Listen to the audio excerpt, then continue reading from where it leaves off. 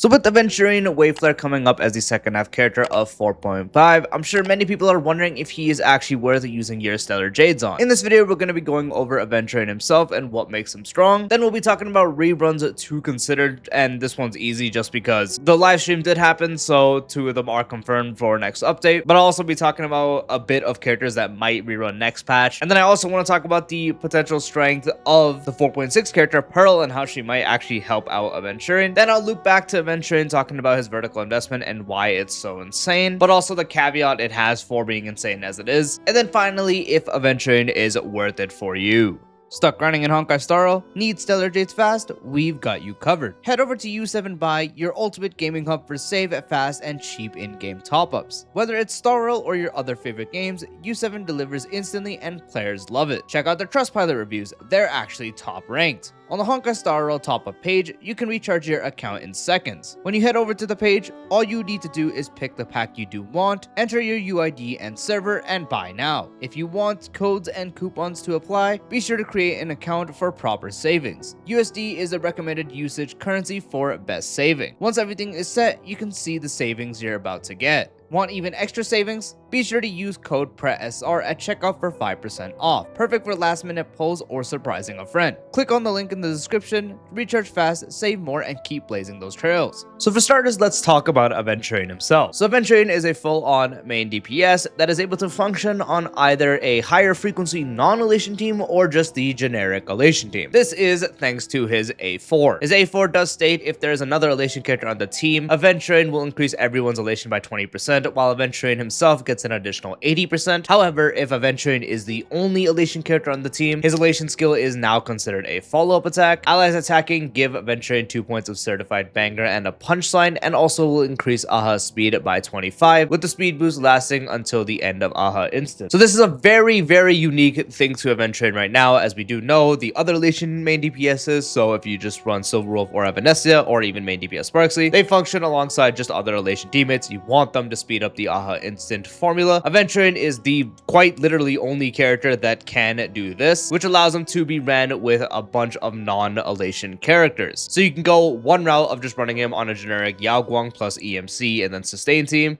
or the other route, which you guessed it, is a follow-up attack team. Follow-up attack team synergizes well, but also because they have the highest frequency out of any unit in the game, since that's just the nature of follow-up attacks. More actual follow-up attacks will be able to increase speed, give Aventurine more certified banger and overall more punchline, and also give him fervor. Fervor is his core mechanic, where the more fervor you have, the more his enhanced elation skill, yes, he does have 2, can do an Aha instant, and also reaching a certain amount will proc his regular elation skill. At E0, reaching 10 fervor will let him launch the follow-up attack, and by follow-up attack, I mean elation skill, which is just going to be the regular one where all the bottles just hit AoE once. And then if you do get that in before the Aha instant, the next time he uses the elation skill in the Aha instant, it would be enhanced. And this time it would consume all fervor stacks to do increased damage, as every fervor stack being consumed in the enhanced one will additionally do an instance of 21% quantum elation damage to a random enemy. So the entire playstyle on the non-elation team is kind of just generating as much as you can for fervor, trying to make sure you manage your team, and fervor managing is going to be a very crucial thing, because if you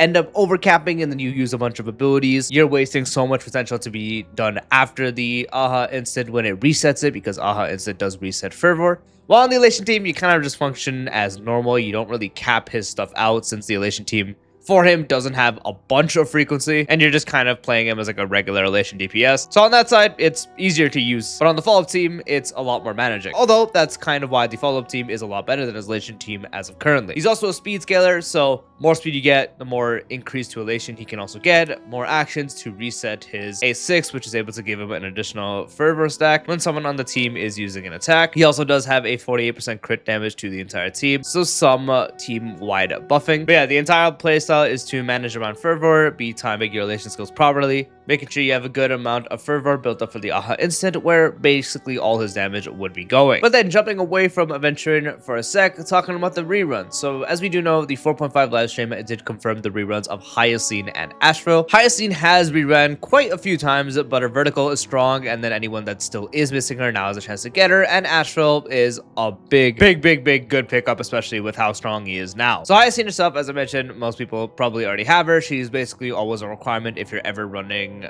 Castress or ideally Remembrance in general. She's also just a good general sustain to have, as her healing is just that good. She provides good survivability by increasing everyone's max HP thanks to her ultimate. And on a team that's actually like team-wide buffing her, she can actually do some solid damage. And as I did mention, she has strong vertical with a really good E1, which enhances her actual max HP buff, increases it by an additional 50%, and also more HP restored for all allies. Her light cone is also just super good to have. Good speed buff lets her do even more damage, and also the HP drain, which is crucial for basically any Remembrance combination with either Evernight or Castress, as it just helps them a lot. And her broken E2, which is combined with their light cone to just be a permanent 30% speed increase for the entire team. That dupe is ridiculous. So yeah, just generally strong at E0, still just a good pickup, especially with how little sustains are released. Best in slot for the HP scalers. And also just having a good vertical. She's a good consideration for a lot of people still, even though this is like her third rerun. And then Asheville. So this is Asheville's first rerun, and he probably is one of the most currently skipped characters in 4.x because of everything that did happen around his time. Him seeming to just kind of be like a sub DPS that is just ran as a main DPS. But then we had the release of M-Blade 2 patches later, which significantly skyrocketed his value. Blade Veil wheelchair on any teams. Them as the DPS centric. When you do run a fully buffed Blade Veil, he is primarily the main DPS, unless your M-Blade is super high invested. Then there's also the Gilgamesh with Blade Veil team, especially because that's like the best one to really talk about. A lot of stuff. Asheville's value just has consistently skyrocketed because he is just the underdog. So a lot of people are going to be considering him, since especially he is just a complete unit at E0. He has great alternative substitutes for light cones, and especially since he's getting a free-to-play one. And then there's always the Topaz one in the shop if you're ever able to get that. Ratio's light cone if he has that sitting around for his own damage. His vertical investment is quite mid, so it's not something you really have to focus about. So you can honestly just get him E0, give him a free-to-play light cone, and he's good to go. And another thing to consider about Asheville specifically is he is best in slot for Aventurine. Asheville's debuffs and buffs synergize perfectly with Aventurine.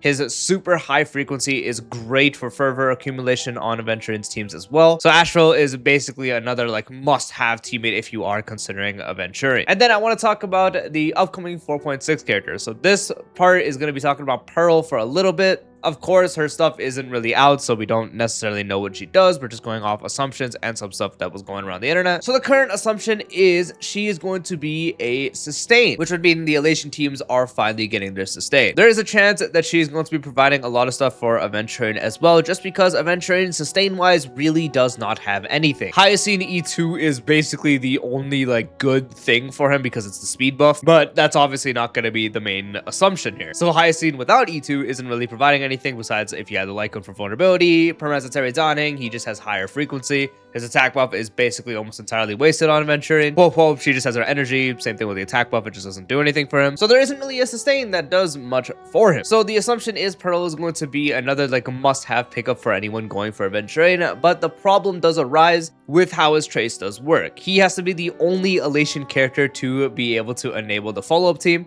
Otherwise, it's going to be the Elation-centric team, and more people are more interested on the follow-up side of things because it is just stronger and the ceiling is much higher. And since Pearl at base is going to be Elation, that's going to mess up with the trace, so that's not going to be ideal and might only impact his Elation team, which might significantly skyrocket his Elation team, so that's another thing to consider, which might make it competitive or maybe even slightly better than the follow-up team specifically. That's always a possibility. However, another bit of info was talking about how Pearl potentially can change her path in-game, so some form of path swap. This one is a lot more shaky, but I do want to mention it because this can theoretically help. The only problem is Pearl is Elation at base, so the way it would have to work is before you enter battle, maybe via a technique, she might copy someone else's actual path on the team, and so you can shift it away from Elation to, or at least be considered non-Elation before entering battle, because the way the trace is worded is it's before entering battle. So before you go into battle, it has to be Pearl being not considered Elation. If she goes into battle considered Elation and then transfers to a different path, that's not going to work, unfortunately. So she would have to do something specifically with her technique, or technique combined with trace, whatever.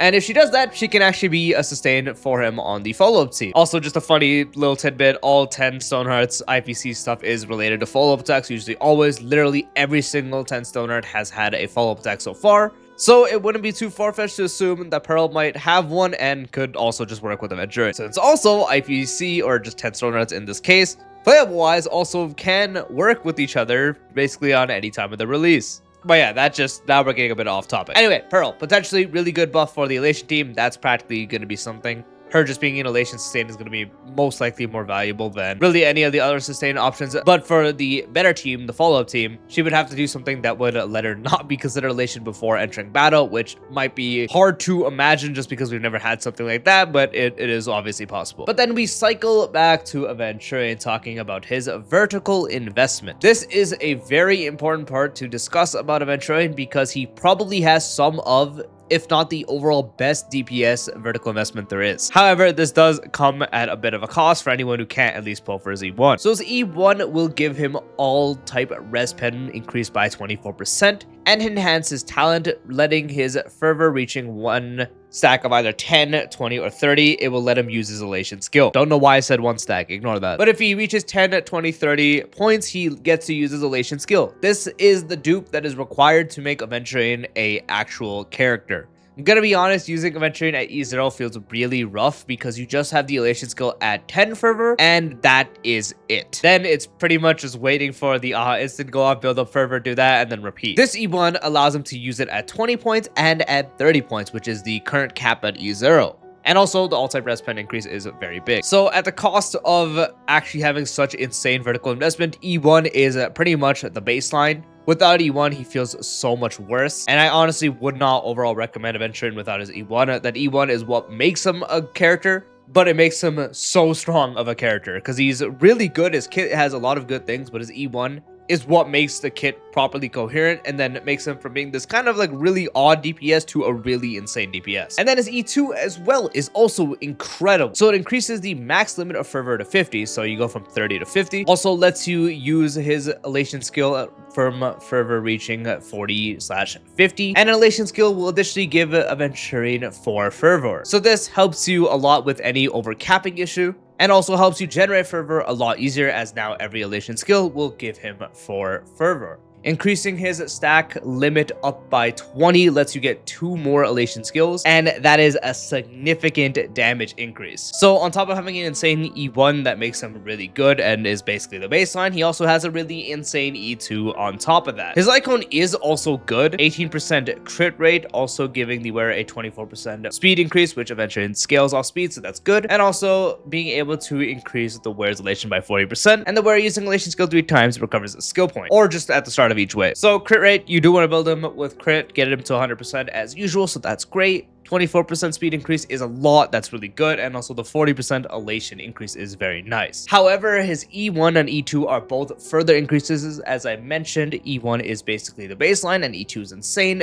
Both of these have more priority over his S1 because they're just that damn good. The bright side is there is a 4-star option being released in the same update, and it's a very good alternative to his signature. The only annoying thing is it's on Robin's light cone instead of Aventurine's, so you'd have to pretty much build pity on Robin's light cone, which is obviously very risky, especially if you're not pulling for Robin herself. So yeah, the substitute for that light cone does exist. However, it's just put in such a weird banner, so that's a very annoying thing. But regardless, even just putting the free-to-play Mushi light cone on him and just getting his E1, E2 is a lot more valuable because that's just how insane his vertical investment is. Now, finally, is Aventurine worth it for you? As I always talk about for DPSs, the first thing to always consider is if you're in need of a DPS. That's obviously always the first thing you want to consider when looking forward to a DPS to pull. If you already have your DPSs set alongside the teams for them, you're better off usually just more investing into them unless they're like a very outdated DPS, since potentially that could be a lot cheaper than pulling a whole new team. Then the other thing I want to recommend is if you are willing to at least go for his E1. Again, I highly don't really recommend Aventurine without his E1. Yes, it will be workable, but you will really feel the difference. Trust me, that E1 is basically required.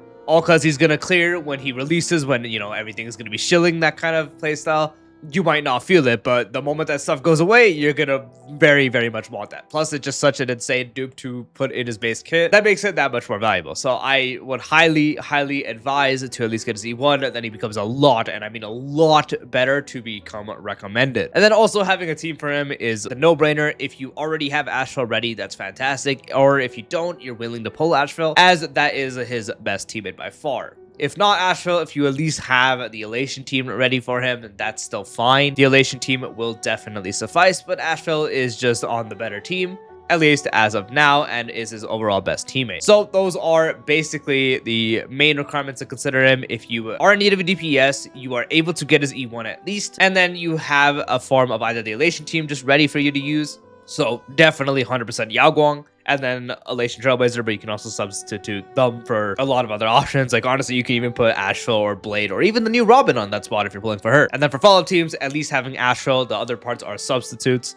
Of course, in that third slot, you can either do the new Robin or you can do Mortanix Blade. Or if you have neither, at least using someone like RMC or even someone like Moze can work. And then last slot, that depends if you're doing sustainless or sustained. But since really there's not a perfect sustain for him, it's just any sustain you have available that's decently strong. So those would be the cases where I highly would recommend Aventurine, because with those proper requirements, he is such an insanely powerful DPS. And if you're able to go even past E1, get his E2 even, that is going to make him that much stronger. He is such a strong DPS at least E1S0. With the proper team, he is just insane. And then if you're able to get that E2, he is downright broken. But yeah, if to not pull him, it would basically just be the opposite reasons. If you're not in need of DPS or you don't have the teams ready, maybe you have a relation team already and they're already using these teammates, so you can't do that. You don't want to pull Astral, so you don't really have a combination of that. And then maybe your M-Blade or the new upcoming Summer Robin are going to be occupied, so you would not really have a coherent team. Then I wouldn't really recommend, and also necessarily wouldn't recommend him at E0. If you can't get his E1,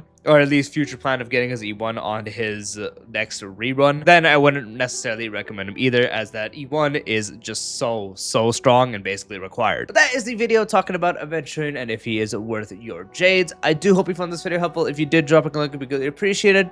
If you're new to the channel or haven't done so already, be sure to subscribe and turn on the bell for future videos like this, along with all the types of stock content, and I'll see you later. Peace out.